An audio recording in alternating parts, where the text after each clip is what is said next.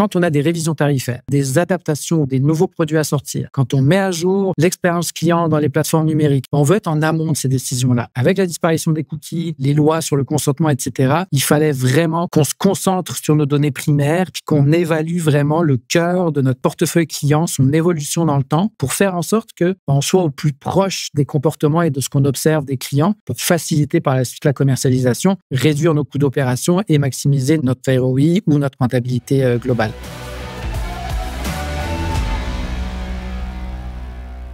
Donc, on est de retour sur le podcast Commercialité. Aujourd'hui, j'ai la chance de m'entretenir avec Guillaume Salouin, chef de la commercialisation chez Croix-Bleue du Québec et Ontario Blue Cross. Guillaume a plus de 17 ans d'expérience en marketing. Il est venu insuffler une nouvelle vision marketing à l'organisation. On va tenter de décortiquer le tout ensemble aujourd'hui, mais avant toute chose, Guillaume, merci beaucoup d'être sur le podcast Commercialité. Merci à toi pour l'invitation. Et Guillaume, pour situer un petit peu notre audience Croix-Bleue, Québec, Ontario Blue Cross, on peut peut-être des fois vous mêler avec d'autres organisations qui ont des noms similaires. Est-ce que tu pourrais bien expliquer aux gens qui nous écoutent qui vous êtes et qu'est-ce que vous faites au quotidien? Oui, bien sûr. Alors, nous, on est assureur en santé au Canada depuis plus de 80 ans, dans 3 lignes d'affaires essentiellement, le voyage, la santé, et la vie. Et en voyage, une de nos principales forces, c'est qu'on maîtrise la chaîne de valeur de bout en bout. Donc, qu'est-ce qu'on veut dire par là? C'est de la prise de besoin en assurance jusqu'à l'assistance avant, pendant et après le voyage.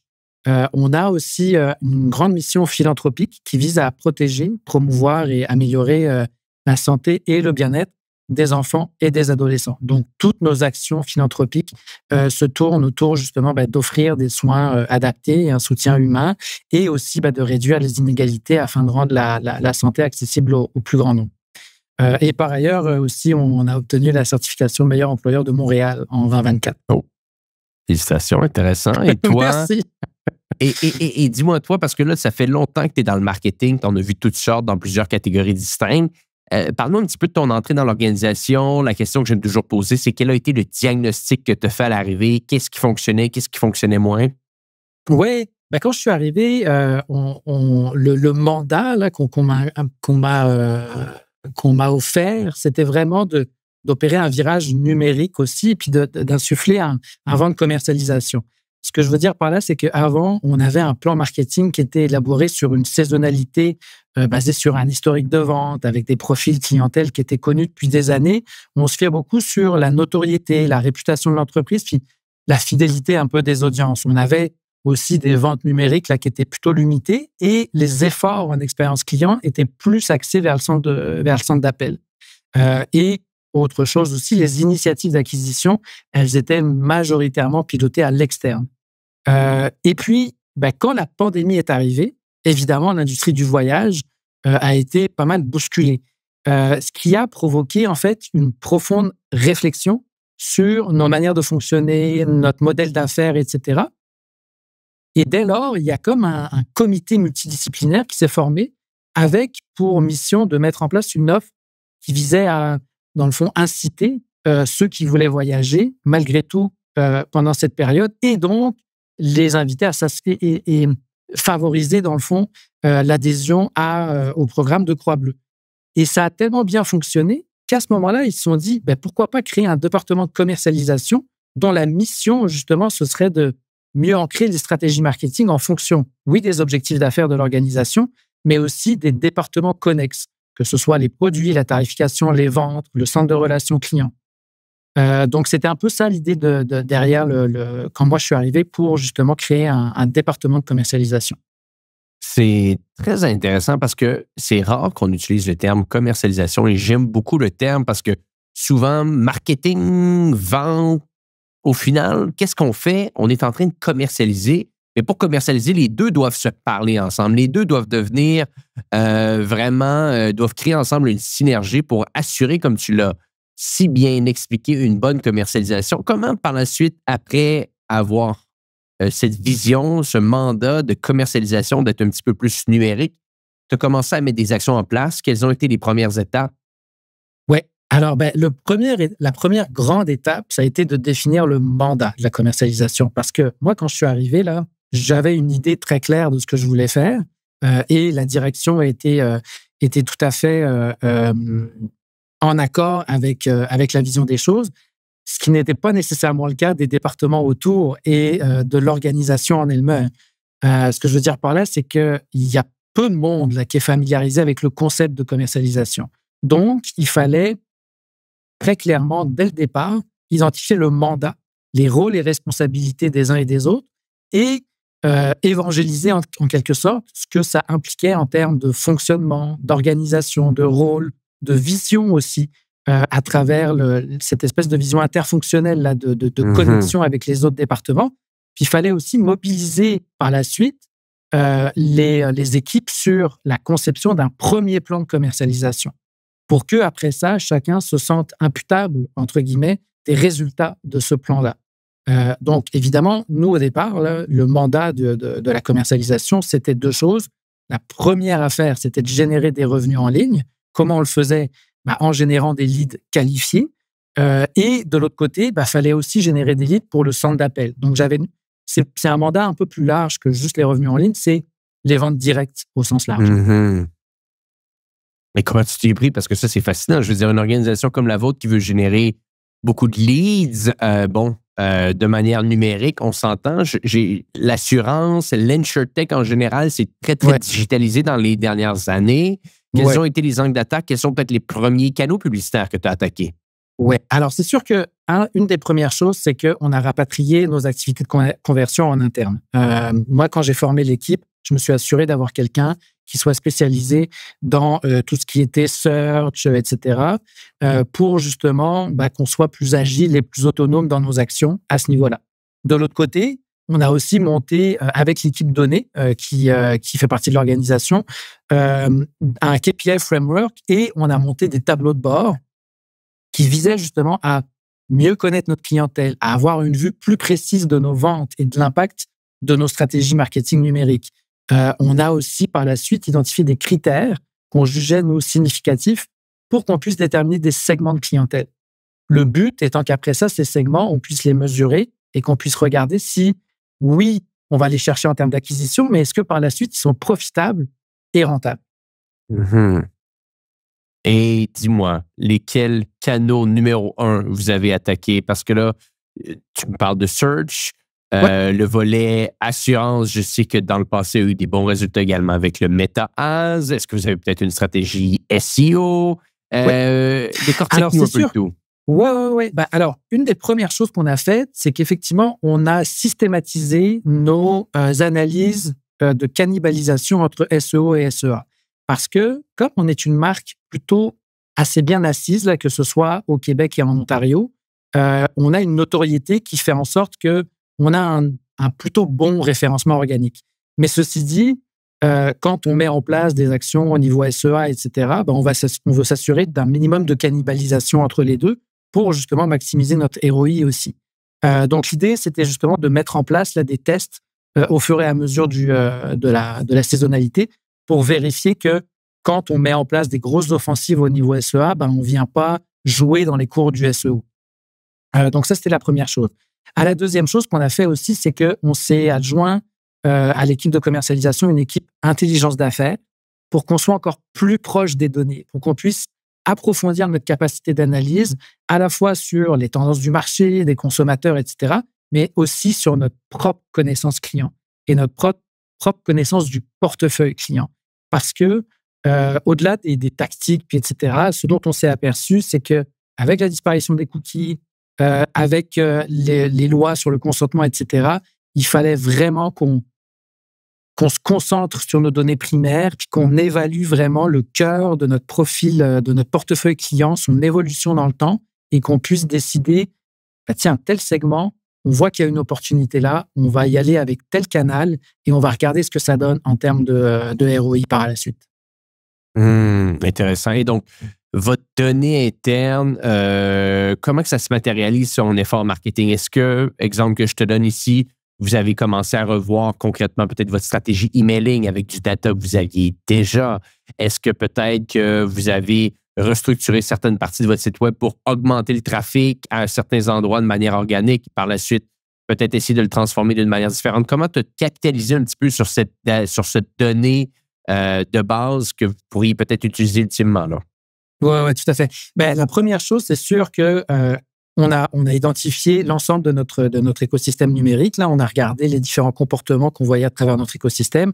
On a implanté un CRM dès mon arrivée et on a monté des customer journées pour justement regarder où est-ce qu'on avait des failles et comment on pouvait combler ces failles-là, à la fois pour onboarder le plus de monde possible, mais de l'autre côté, pour favoriser aussi l'upsell et le cross-sell. De l'autre côté, ce qu'on a fait aussi, c'est qu'au niveau du coteur, alors ce qu'on appelle le coteur, c'est l'engin de soumission, on a regardé encore une fois là où on avait des espèces de drops au niveau des étapes et on a essayé de rationaliser ces étapes-là pour maximiser notre taux de conversion en quelque sorte. Là aussi, ce qu'on a fait, c'est que, comme précédemment, on est dans une dynamique d'omnicanalité. Donc, on s'est aussi concentré sur les comportements en ligne et les comportements au niveau du centre d'appel pour identifier des segments qui étaient plus propres, plus proches, mettons, d'être convertis au niveau en ligne versus au téléphone. Et de là, on s'est dit, OK, tel type de segment, on va plus les orienter vers la dynamique en ligne parce qu'on sait que leur profil et leur comportement, leur motivation sont plus favorables à ça, versus d'autres où là, si on les oriente en ligne, on sait qu'ils vont perdre leur temps ou qu'ils vont pas nécessairement convertir. Donc, on va tout de suite les orienter vers le centre d'appel. Et on s'est aperçu qu'il y avait aussi une sorte de complémentarité des profils, que ce soit au niveau des comportements, mais ne serait-ce qu'au niveau du profil socio-démo aussi, on s'est aperçu qu'il y avait quand même des divergences qui faisaient en sorte que c'était plus facile de les orienter vers un canal plutôt que l'autre. Et là, ça fait combien de temps que cette stratégie-là, cette modernisation, pas facile à dire, a commencé? C'est quand vous avez lancé le tout? Ça fait depuis 3 ans, mais c'est sûr que c'est granulaire. Là. On ne peut pas tout faire d'un coup. Puis ça, c'est un peu la recommandation que j'ai pour tous. Là. Allez-y par étapes. Monter des use cases en beau français. Là. Et puis, une fois que... Nous, on a beaucoup... Ce qu'on travaille, par exemple, au niveau du budget, là, c'est que, oui, nos objectifs annuels de revenus sont fixés en fonction d'un montant d'investissement. Et ce montant d'investissement est relié à un budget global. Mais ce budget global, on se réserve, nous, des montants de contingence qui nous permettent de jouer sur ce budget-là et d'expérimenter des choses. De se dire, tiens, là, ce serait peut-être intéressant qu'on explore telle tactique ou tel canal. Ou tiens, ce média-là, il pourrait être intéressant dans tel type de situation.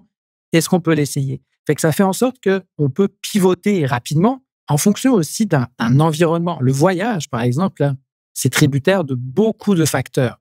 En ce moment, là, je veux dire, par exemple, on sait qu'on a des comportements au niveau des déplacements vers les États-Unis qui sont plus tout à fait les mêmes pour des raisons politiques, mais aussi pour des raisons de taux de change. Donc, comment est-ce qu'on intègre ça à travers nos segments et qu'on ajuste nos stratégies en fonction de ce qu'on observe? Et ça, si j'avais une planification annuelle, j'aurais pas autant de réactivité. Donc, c'est pour ça que je travaille plus en termes de campagne. Je travaille en termes d'initiative. J'évite les dates de fin, les dates de début, etc. C'est plus de dire, j'émets telle hypothèse, j'envisage tel scénario, j'explore. Si ça fonctionne bien, parfait, j'étends à plus grande échelle. Si ça fonctionne un peu moins bien, je passe à autre chose. Est-ce qu'on est d'accord de dire que planification budgétaire annuelle devient quelque chose du passé quand on est en numérique? Oui, définitivement. Mais alors, moi, c'est sûr que la direction, etc., là, et puis de manière pérenne, on a besoin quand même de fonctionner sur une dimension annuelle au niveau de nos objectifs, là, au niveau de... Donc, ça prend un minimum d'investissement pour atteindre ces objectifs-là. Maintenant, on est suffisamment équipé pour se dire, pour mettre en place des scénarios et identifier c'est quoi nos leviers. Et en fonction de ces leviers-là, on est capable d'aller voir la direction en disant, je t'avais dit que j'étais capable d'aller chercher tel montant, ça c'est possible. Mais là, je vois une opportunité dans le marché, je peux probablement aller chercher un peu plus. Est-ce que tu m'autorises à émettre tel investissement?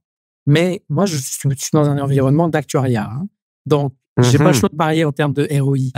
Mais pas juste de ROI, de cycle de vente aussi. Ce que je veux dire par là, c'est qu'au début, quand je suis arrivé, moi, on se pétait un peu les bretelles en disant « Ah, on a doublé notre ROI ». Mais après ça, on s'est aperçu qu'il y a de la clientèle qu'on allait chercher qui était peut-être pas nécessairement aussi rentable qu'on l'espérait. Mais ça, on a pu le faire parce qu'on était capable de mesurer notre cycle de vie ou notre cycle d'achat dans son intégralité. Et ça nous a permis par la suite, encore une fois, d'ajuster nos segments et de dire, bien que ce segment-là nous apporte un ROI plus intéressant, on va peut-être privilégier un autre segment qui, lui, a un ROI un peu moins élevé, mais dont on sait qu'on va pouvoir l'avoir sur 3, 4, 5 ans. Intéressant. Et ça, c'est donc important de pouvoir bâtir notre acquisition basée sur la valeur long terme d'un client dès le départ si on est capable d'avoir cette information-là, parce que par la suite, ça peut bouger les initiatives. Et j'aime ce que tu dis également sur la mention de cycle de vente, c'est-à-dire, j'en parlais récemment sur LinkedIn et peut-être que je serais curieux de t'entendre sur le sujet ici. Très souvent, dans les investissements publicitaires, et ça semble être quelque chose de totalement logique, on cherche la conversion la plus rapide, la plus facile pour se réassurer de dire nos investissements sont rentables, nos investissements sont profitables. Donc, je suis capable de mettre $1 aujourd'hui et si tout se passe bien, en l'espace d'une semaine, je suis capable de retrouver mon dollar marketing. Ça peut bien fonctionner jusqu'à un certain point. C'est-à-dire qu'à un certain point, tu as fait le tour des acheteurs faciles qui voulaient avoir ton produit dès maintenant, peu importe le produit que tu vends. Et mon observation a été la suivante, c'est de se dire, plus tu avances dans le processus, plus tu te rends compte que l'investissement le plus profitable, plus souvent qu'autrement, va être lui qui va prendre le plus de temps avant de retrouver ton dollar marketing. Mais quand tu as les tableaux et quand tu as la donnée que tu as devant les yeux, comme tu le mentionnais plus tôt, tu peux arriver avec confiance de dire, investissons ce dollar marketing aujourd'hui. On sait pertinemment que dans 95 jours, il revient dans nos poches et que 180 jours plus tard, on fait x2 et ainsi de suite, ainsi de suite. Est-ce que c'est un peu ça que vous observez également de votre côté? Oui, alors nous, c'est sûr qu'on a, dans les 3 lignes d'affaires, là, tu as 2 lignes d'affaires qui sont extrêmement différentes en termes de comportement. Le voyage, dans la plupart des cas, c'est un besoin ponctuel. Tu as besoin de partir en voyage, tu vas t'assurer, tu t'assures X jours avant, et puis tu le fais parce que, bon. En santé, par contre, c'est du plus long terme. Donc, oui, on va avoir un coût d'acquisition beaucoup plus élevé en santé qu'en voyage. Mais c'est aussi parce que on investit un peu plus, mais on sait par contre que notre cycle de vie en termes de santé, il est 5 à 10 fois plus long que celui du voyage. Donc, c'est sûr qu'on va aussi privilégier sur du long terme nos stratégies en santé, alors qu'en voyage, on est plus dans une saisonnalité puis dans des comportements qui sont plus sur du court terme, là encore. Donc, c'est 2 dynamiques complètement différentes là, au niveau des lignes d'affaires. Ouais. Donc, vous commencez la réflexion marketing sur l'investissement publicitaire basée sur la valeur long terme du client de base. Et on s'entend, j'imagine que les initiatives sont différentes parce que une assurance voyage, peut-être qu'on est davantage sur un consommateur qui est dans l'intention, donc quelqu'un qui est très intentionniste, fait une recherche Google très rapide ou peut-être qu'on est associé à des partenaires qui vont vendre des voyages et c'est là qu'on s'intègre. Santé, c'est peut-être un petit peu plus de la découvrabilité, j'imagine, avec des campagnes de pub sur des plateformes de découverte, disons. Oui, tu as raison. Puis dans les 2 cas, je t'avouerais, on travaille sur 3 axes, nous. On travaille d'abord sur l'éducation parce que ce soit pour la santé ou que ce soit pour le voyage, c'est pas tout le monde qui a une conscience de dire « il faut que je m'assure ». En voyage, par exemple, la tendance, c'est de se dire, surtout pour les jeunes générations, je suis en bonne santé, donc j'ai très peu de risques qu'il m'arrive quelque chose à l'extérieur. Puis on n'a aucune notion de combien ça peut coûter aussi par la suite. Donc, on se dit, non, j'ai pas besoin d'assurance. Fait que là, nous, on a un rôle à jouer dans le fait de dire, oui, tu es en bonne santé, mais s'il arrive quelque chose, ça peut, selon où tu es, te coûter très cher. Et tu veux pas nécessairement ça. Fait que nous, on est là pour te protéger aussi à ce niveau-là. Puis, on a un réseau de partenariats qui fait en sorte aussi qu'on peut t'assister rapidement. En santé, on a aussi tendance à croire que notre assurance provinciale fait en sorte qu'on est suffisamment couvert dans la plupart des situations, ce qui n'est pas toujours vrai. Donc là encore, selon ta profession ou selon ce que tu fais dans la vie, tu vas peut-être avoir besoin de couverture supplémentaire. Donc là encore, on a un volet éducation à faire. Fait que ça, c'est sur du long terme. Après ça, on travaille évidemment la considération et aussi le bas du funnel, la conversion. Donc, c'est à peu près ça, les trois pôles sur lesquels on travaille. Ouais. Intéressant. Quand tu parles d'éducation, comment qu'on éduque un client? Instinctivement, j'aurais tendance à croire que plus souvent qu'autrement, les organisations d'assurance vont davantage jouer sur la peur. Est-ce que c'est ça le message qu'on veut jouer ou on peut en utiliser d'autres? Absolument pas. Nous là-dessus, c'est vraiment plus des conseils. On est plus dans de l'accompagnement, dans du discours qui est de dire voici ta situation, puis voici ce qu'on te recommande de faire. Mais on n'est pas du tout dans la peur, ça fait pas partie de notre ADN, ça, de notre côté. Là, que ce soit en voyage, en santé ou en vie, là, on est plus dans une logique d'accompagnement, là, définitivement. Intéressant. Et bon, c'est quoi la suite? Qu'est-ce qui vous attend pour les prochains mois de votre côté? Qu'est-ce que vous avez tenté de nouveau dans la commercialisation? Alors, la suite, il y en a plusieurs. Ce qu'on trouve intéressant, si on y va un peu, si on descend un peu dans les choses, c'est les lookalikes ou les audiences similaires, bien qu'on ait encore des difficultés au niveau du consentement, puis que, tu sais, on centralise beaucoup de nos choses sur les données primaires. Il y a quand même des choses très, très intéressantes qui se font. Les lookalikes, c'est pas nouveau. On le sait, Meta le faisait depuis déjà un certain nombre d'années, etc. Mais ce qu'on trouve intéressant dans les audiences similaires maintenant, c'est des solutions qui nous permettent de matcher les audiences entre nos audiences et les audiences de médias locaux, par exemple. Là, on se dit, tiens, il y a peut-être une avenue à explorer pour aller chercher des audiences qui ont des affinités avec nous, mais qu'on n'est pas encore allé chercher parce que finalement, on n'y avait pas nécessairement accès.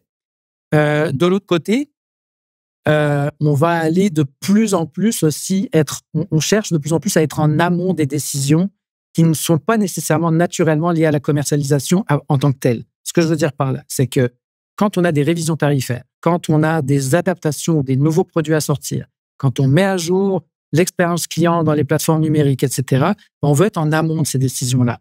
On veut comme apporter une expertise et des conseils pour faire en sorte que lorsque ces nouveautés-là arrivent, on soit au plus proche des comportements et de ce qu'on observe des clients pour faciliter par la suite la commercialisation et encore une fois, réduire nos coûts d'opération et maximiser notre ROI ou notre rentabilité globale. Il y a aussi évidemment, nous, on fait partie d'une assez grande organisation. On s'est doté d'une charte, d'une politique de gouvernance de l'IA. Mais ce qu'on trouve de plus en plus intéressant avec l'IA, c'est l'aspect d'analyse, l'aspect aussi de génération de contenu. Fait comment est-ce qu'on fait pour se servir de l'IA pour nous faciliter le travail dans l'analyse, tout en générant du contenu qui fasse partie de notre ADN, qui soit en lien avec notre marque, mais qui aussi facilite nos coûts d'opération, etc., et nous permet d'être, encore une fois, de maximiser la personnalisation de notre contenu. Fait que c'est un peu sur ces enjeux-là qu'on va travailler. Je t'avouerais que pour nous, là, le cœur de la commercialisation, c'est vraiment d'identifier des segments, de convertir ces segments-là et de faire en sorte qu'on leur parle au bon moment, avec le bon produit, avec le bon discours. Tout ça, en fonction de leur état d'esprit, de leur comportement d'achat, donc d'y aller encore le plus possible dans la personnalisation. Écoute, c'est des avenues très, très intéressantes. On va suivre ça de près. Et si on va en savoir un petit peu plus sur vous, meilleur endroit pour vous rejoindre, Guillaume? Directement sur notre site web, croixbleu.qc.ca ou Ontario Blue Cross aussi, là, sans problème. Ouais. Puis vous pouvez le trouver sur LinkedIn aussi. Si vous avez des questions plus comme perso, n'hésitez pas, il n'y a pas de souci. On mettra des liens dans les notes de l'épisode. Guillaume Salouin, merci beaucoup d'avoir été avec nous aujourd'hui. Très fascinant. Beaucoup, beaucoup, beaucoup de réflexion puis d'analyse dans ce que tu nous as présenté. On voit que c'est pas ton premier rodéo. Tu as beaucoup d'expérience dans le marketing. Donc, c'est tout à ton honneur. L'équipe de Croix-Bleu est entre bonnes mains. Donc, je te remercie d'avoir été avec nous aujourd'hui. Et pour les gens qui nous écoutent, on se dit à bientôt pour un prochain épisode du podcast Commerce Élite.